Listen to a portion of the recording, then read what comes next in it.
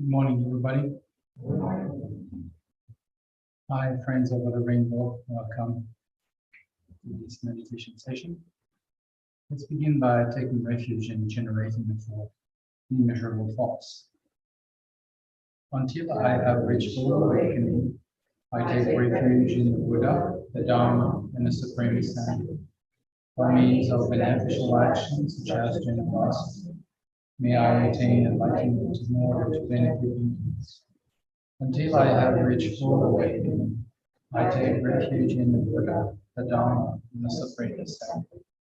By means of beneficial actions such as generosity, may I attain enlightenment in order to benefit beings. Until I have reached full awakening, I take refuge in the Buddha, the Dharma, and the Supreme Sangha.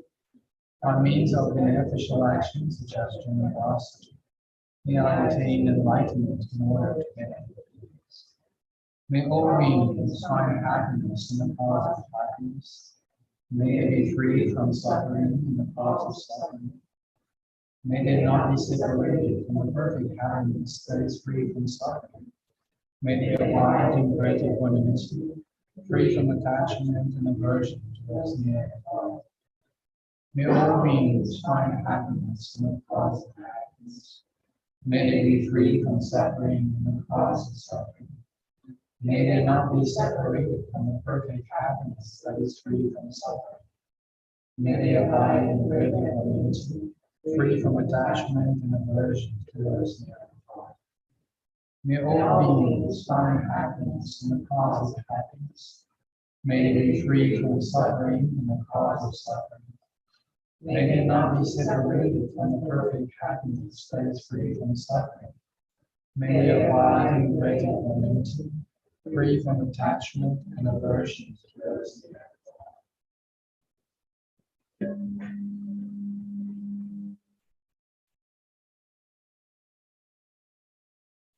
Let's first take a moment to fully acknowledge the freedom we're enjoying now, the leisure, the time we've decided to carve out of our busy life and really taste the freedom of it.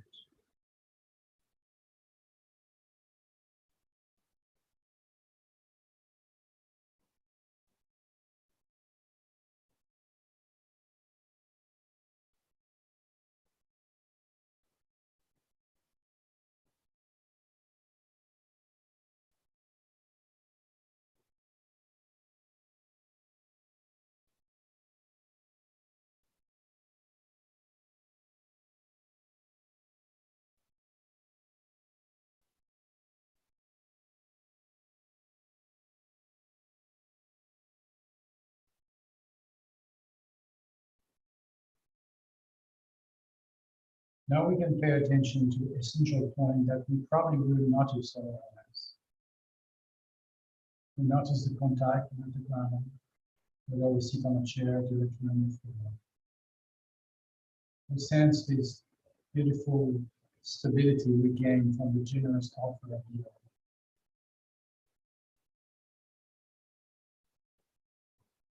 Our hands can be resting palms down, flat on our knee. Or in a meditation gesture, the right hand in the left, not resting in the left. Be sure that our back is straight and slightly outstretch our shoulders. And in doing so, we can sense that our back is getting straighter, but also we sense tension, maybe around the abdomen. And as we breathe in and out, we sense the center of gravity of our body slightly below the navel. And then you just drop everything with the breath, drop everything until the contact or very slightly expands. Now you're grounded.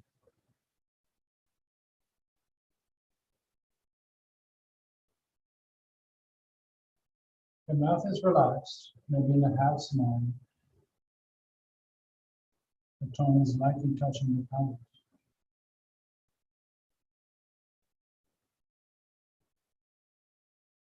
And that's for the body. The gaze is directed straight ahead, slightly downward, in a soft and open vision of what is directly in front of us.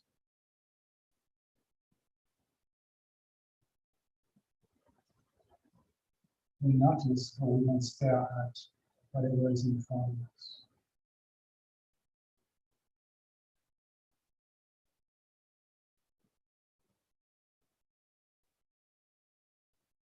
Breath comes and goes in a very natural fashion that we don't need to repeat. And when needed, we can use this movement of the breath that's always present to act as a reference point toward which we come back when we notice where the important train of thoughts can carry away to the past or the future.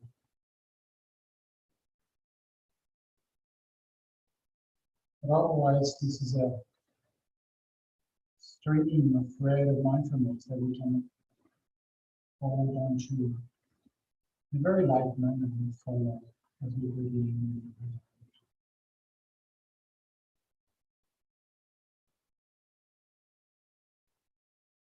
Now, as far as the mind is concerned, mind is a cognizant quality that knows and perceives everything.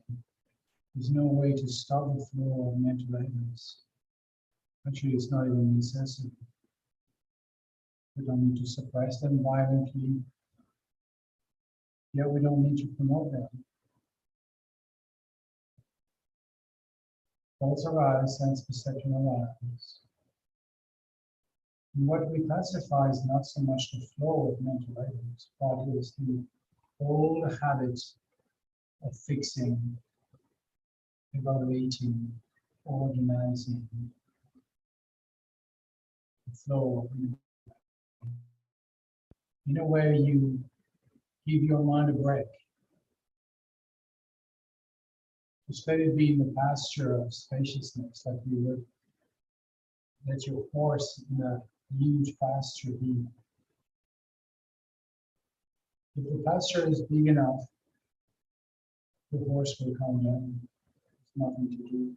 If it's too small, if it's too tight, the horse will be nervous and will try to run away. So no pressure on the mind, no obligation. Relax. You're not in charge. Just notice as it arises or not, and if it arises, how it disappears. And appreciate the spaciousness in which all this movement takes place.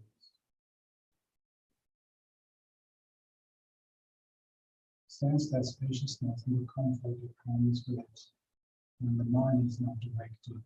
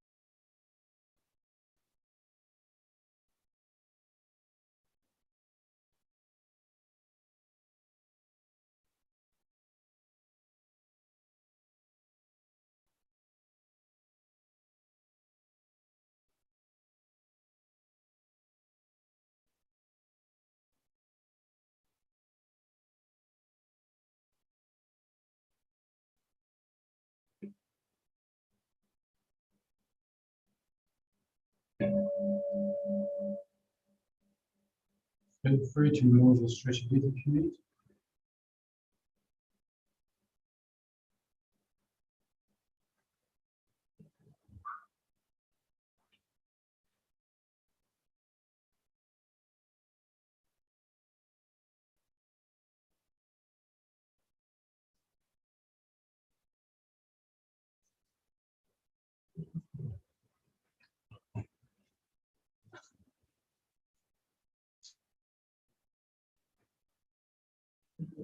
In this age where it seems that everything is going on a very quick pace of change and transformations, that things we hold for sacred, things that we hold for permanent values, just go with the flow.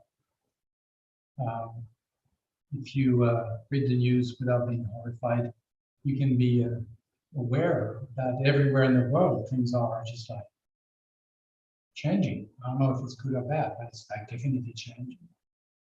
You know, this sort of reminded me of what my teacher Gary Rinpoche told me once. He said, you know, if I was in a position where I could cry and feel that I'm a victim, I would have so many good reasons to do that. Lost my life, my country, I lost everything, my family, with the communist invasion of Tibet. And so he said, I could cry. Everything was gone. Everything disappeared. And then when he crossed the border from southern Tibet on his way, sort of escape from Tibet, and he came to Bhutan, at the moment he passed the border, he had absolutely nothing. He was only wearing his petticoat.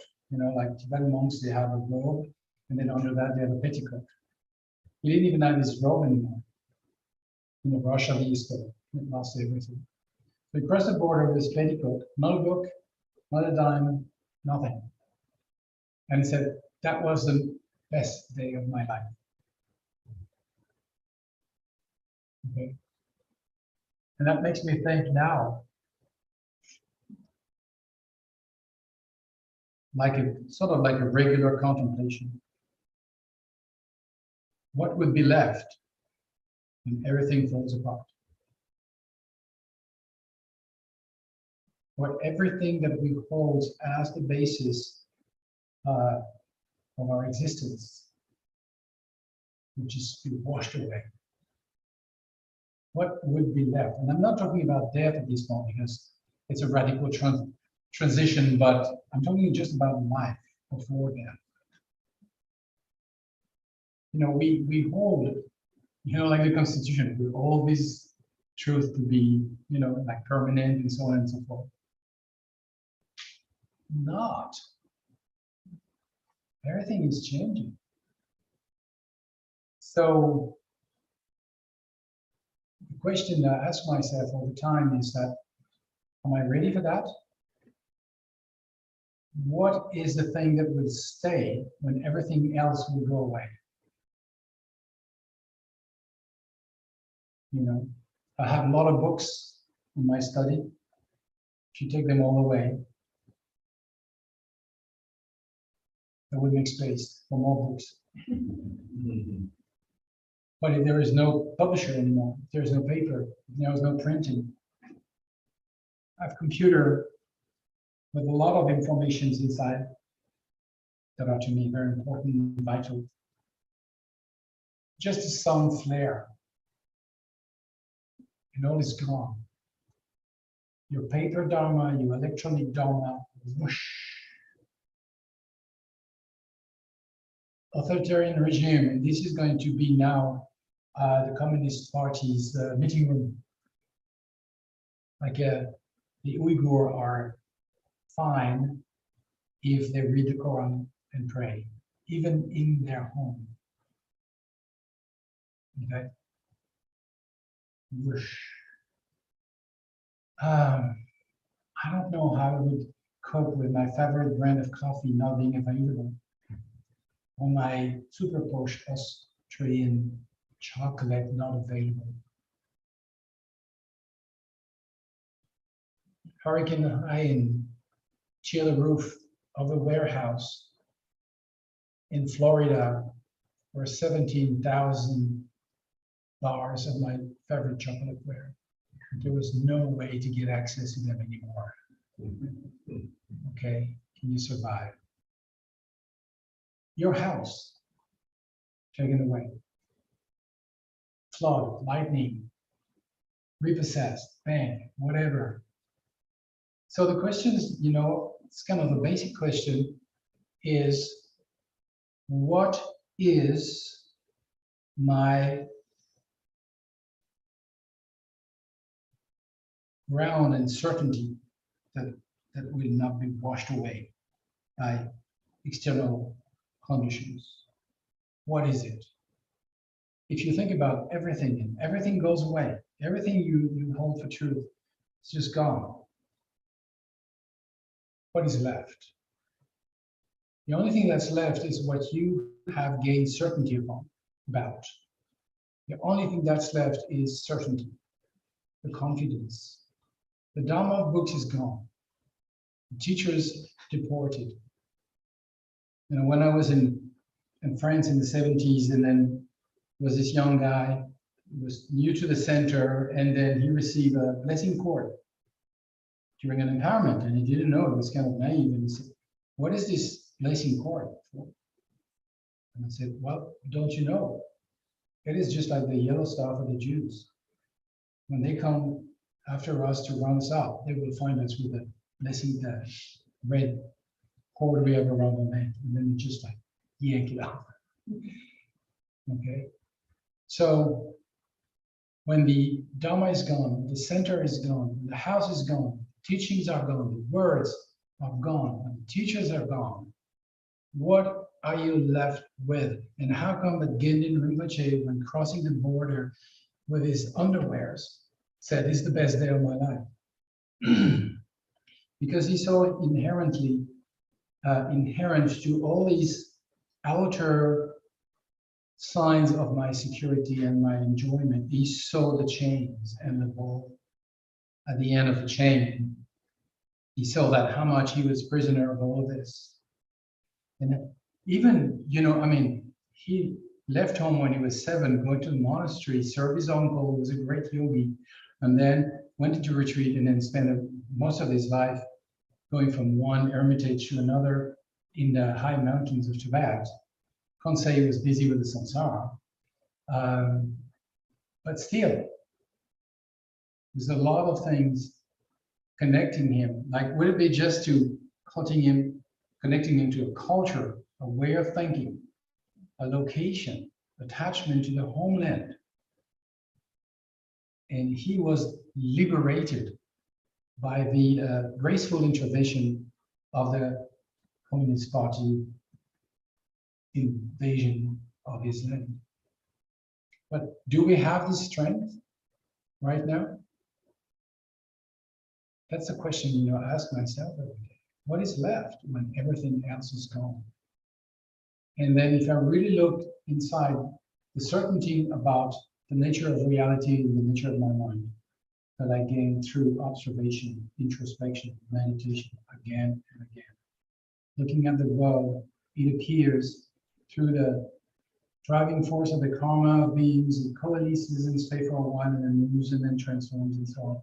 All of this is constantly shifting. There is no solid ground on which you can rest. Nothing, provisory. Like these guys who in Canada that are loggers, where the logs are on the river. It's really amazing to see that. I don't know if you've seen that. The logs are floating, big logs, and those guys are on the logs and they're moving from one log to another, jumping and liberating a log maybe that's caught on the bank and so on. They're like us. They're on a log which spins on a moving river. But they cultivated a confidence in their capacity to find their balance and do their job in that balance. So that's what is left. I believe that's what is left when everything falls apart. You can still walk on a log that's turning as it floats away and move to another one when needed to do what has to be done. So that's what is left. That's the independence I have gained through my own wisdom about the nature of reality, the nature of my mind, and so on. First aspect, knowing mind. Second aspect, genuine compassion. Not an emotional compassion, but cries because everybody has been hurt and so on. Yeah, everybody's been hurt.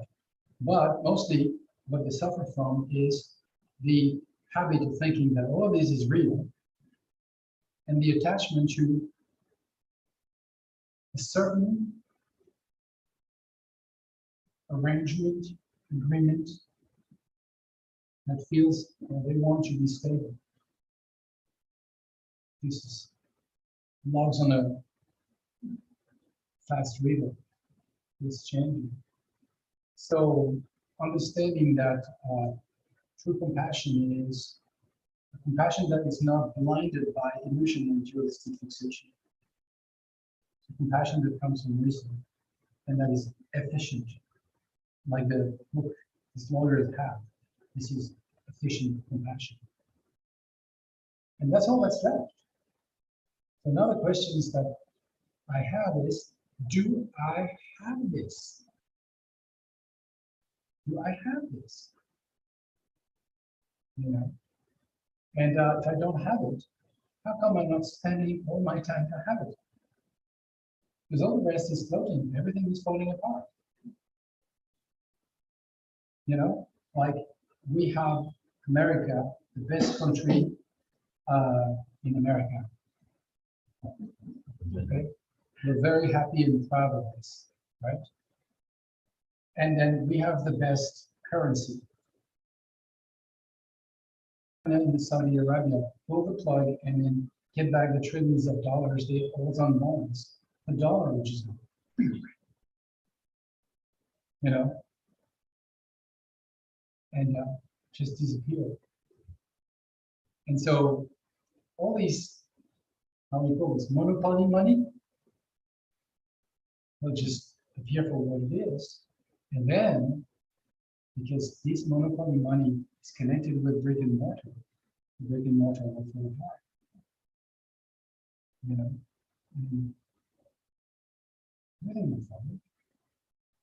and this is very likely to happen. Maybe we've got enough still good karma so that the situation still coalesces in this way, and then we can still drive our cars. But it will change one day, you know. And if this happens when we're alive, do we have what it takes to float on the log on the fast river? And that's what matters. The only thing that matters is this question: do I have it? How much can I rely upon it? And for me, it's kind of a meditation, like Shaman Rinpoche in the Path of Awakening invites us to meditate on our body being a corpse and then turn into a skeleton, and then all part of the skeletons are falling apart and so on, and then just like they become so big, and then they cover the entire length, you know, from sea to shining sea. And he said, Rinpoche said, like, but don't let your bones fall into the ocean, right? Just on the shore, okay? And what is left when this happens? When you're just you know, what's your body just, it's just a bunch of bones from the East Coast to the West Coast. Is your skull in the Midwest? And what is left? Do I have what it takes? And of course, we only know that we have what it takes when push comes to shove. Because we always think, or we can always think, that we have what it takes. You know, so I think it's important every time we have a major challenge in our life to ask ourselves the question: do I have what it takes to go through this? Or am I lost at sea and then drowning in the quick water, because I can't stay on this spinning log going down the quick river. And if I don't have what it takes then Try to keep your head above the water and survive.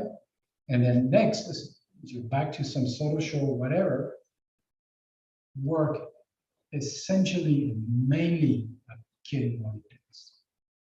All the rest, all the rest is secondary, really. Some context might be useful and important to do whatever has to be done, like the loaders, they have to get the logs down, okay? That's the job. But the main thing is, if you can't stand on that log, and I'm just really amazed how they can do that. If you can't stand on that block, that you'll be of very, very little use when the manure hits the fan. You'll be very, very little help for yourself and for others. Okay, that was my optimistic thought of the day. It's not supposed to make you sad, okay? The state of the world can make you sad and should, otherwise you're blind. But it's kind of a wake-up call. It's like, oh, yeah. And this gives you dynamism, force, determination, because you know what you have to do. You know where your job is, and then you put everything you have into that. And then the outcome will be much better than any investment on Wall Street. Okay? Let's go back to our silent contemplation.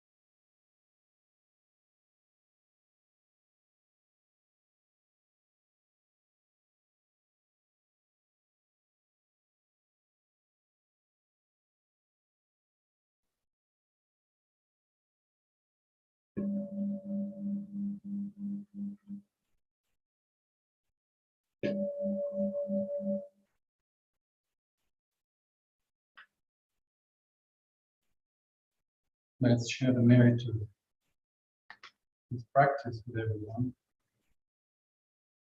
For this merit, may I attain true omniscience, then, having overcome harmful, destructive forces, may I liberate sentient beings from the ocean of existence, in its turbulent waves of birth, old age, sickness, and death. May the most precious mind of awakening that has not yet dawned arise. Once arisen, may it never decline. May it continue to increase evermore.